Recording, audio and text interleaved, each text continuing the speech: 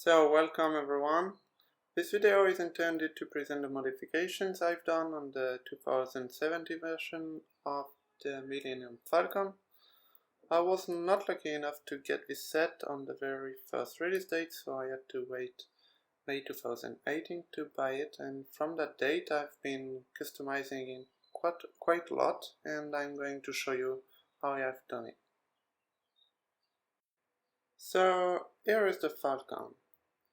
I guess some of you think that this is just another video about the modifications of the original Falcon we've already seen 1,000 times, but I would like you to be patient and watch the full video before judging. First, I brought some modifications on the vents to align them correctly compared to the real one. Then I modified the engine rear grids to fit more accurately the number of cells and the shape of these grids.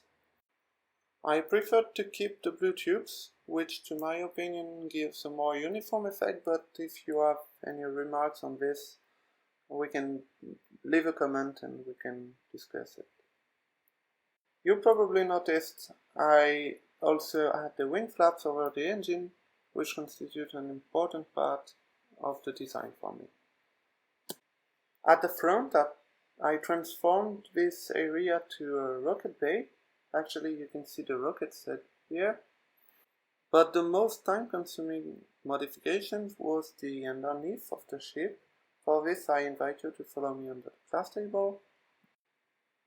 The underneath of the ship didn't have many details, and the reason for that is that the studs are pointing upwards on the original model. So the first task was to reverse the studs to be able to add tiles, plates and various pipes in there. The aim was not to overload too much this side of the ship, because on the original Falcon there is not so much functional areas here, and I wanted to be able to still lift the ship without pulling parts off. Here I kept a similar system for the secret machine gun when this part is rotated. Here I added the viewport that is supposed to exist on the real Falcon according to some drawings I found on the internet. To my opinion, this is nicer with these details. I guess some argue that this is not symmetric or this does not represent well the Falcon in the films. That's certainly true, but I was limited by the lack of documentation and images of this side of the ship, but if some of you have detailed drawing about this, I would be glad to get them. About the fact that we do not really care about this side of the ship, it's partly true, except that I 3D printed a stamp for the Millennium Falcon to put it vertically so that both sides can be visible. I will add some pictures about this stand at the end of the video so that you can see it. The reason why this is not on the stand right now is because, as you probably figured it out, I also made the full interior of the Millennium Falcon. So let's remove the top panels.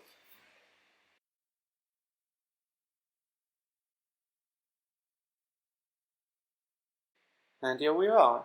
So each room of the Millennium Falcon has been reproduced according to this plan.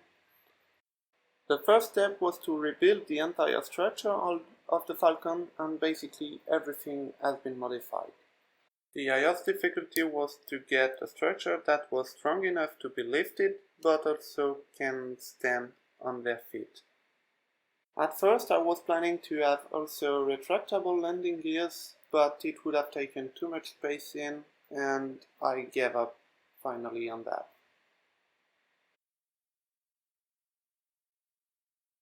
At the back you have the engine room with the hyperdrive supply. Underneath those grids you have the escape modules.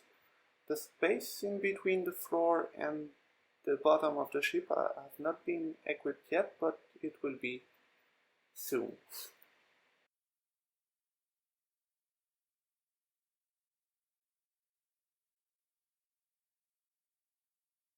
Here a third sliding door. This is a storage room.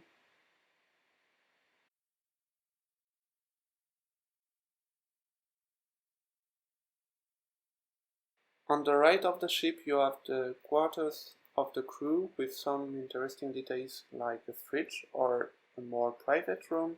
Then there is the main corridor. So this was really a tricky part, first because of the circular shape of this corridor, but also because of the donut shape, which is not convenient at all with Lego parts.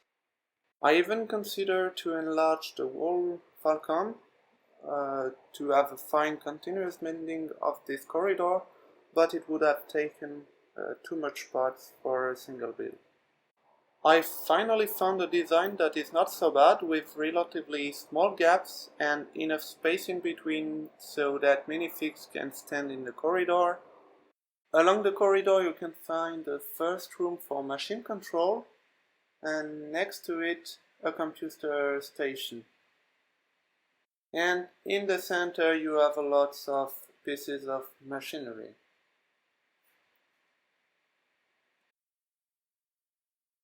Of course, I also made the smuggling compartments. I agree that the design could be more attractive, but I was limited by space and it was the best I can do with the available one.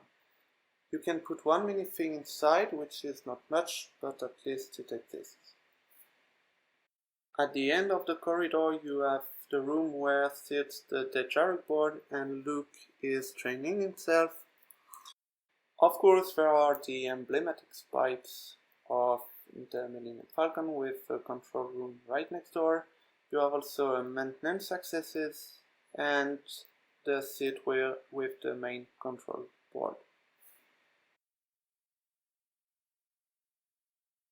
Next to this room you have a quarter donut shaped corridor and then a straight one with a viewport to the exterior and some kind of elevator. Looking at the plans, I was not sure whether or not it was an elevator or a trapdoor or anything else, but I considered this option could be interesting. At the center you have the turret's control with a small access corridor and two seats. I agree it could have been much better, but there is only little space here and it limits a lot the design. But it will be something I will probably modify in the future.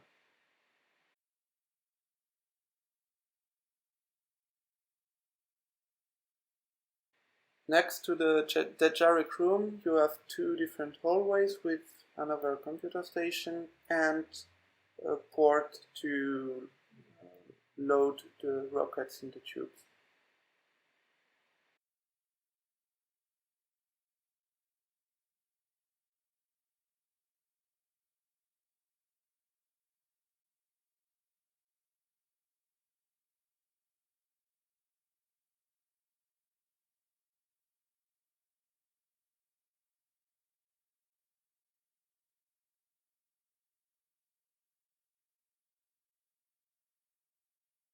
The last room is dedicated to life support systems and to storage.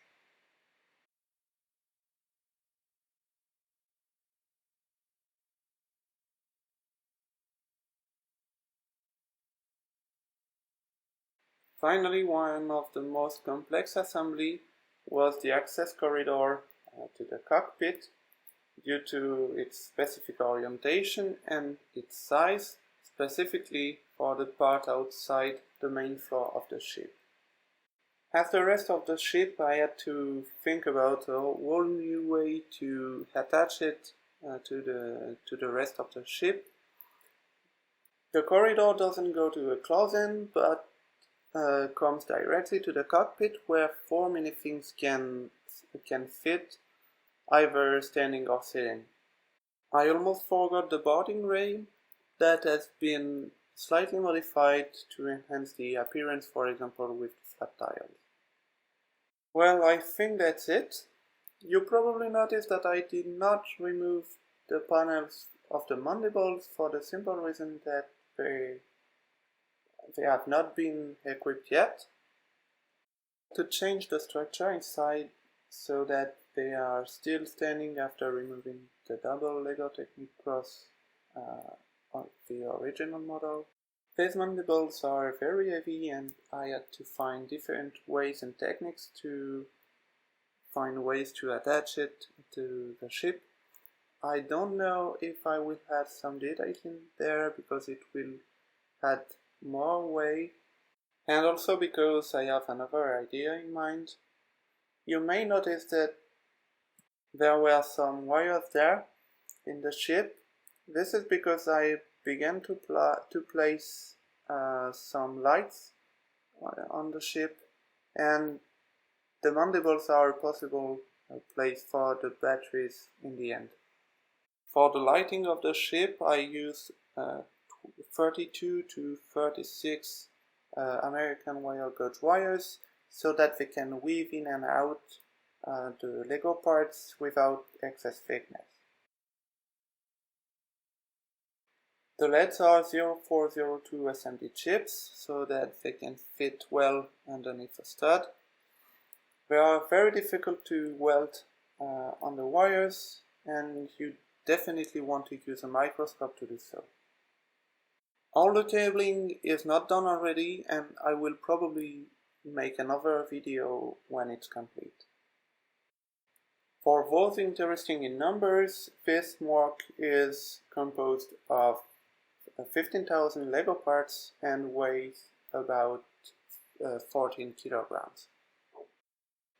So I hope you enjoyed this presentation and it gave you some ideas for your own modifications or MLC's build. Thank you guys for watching.